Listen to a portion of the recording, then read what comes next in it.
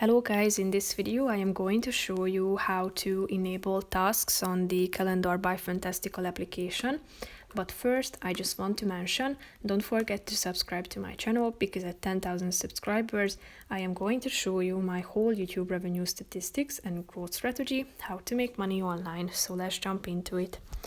First of all, open the application on your phone, then tap on this icon in the upper left corner of the screen. And in this left side column, you should tap on Settings, which is the last button. Scroll down to the task section.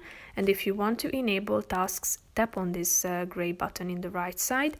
And then you can turn on the Show Completed Tasks button, meaning that once you complete a task by putting a checkmark icon into the box next to it, it will be shown that you have completed it. You can organize by list, so tap on this button if you want to turn on, and you can also turn on the default task list option. So that's pretty much it for this video, guys. See you in the next one. Bye bye.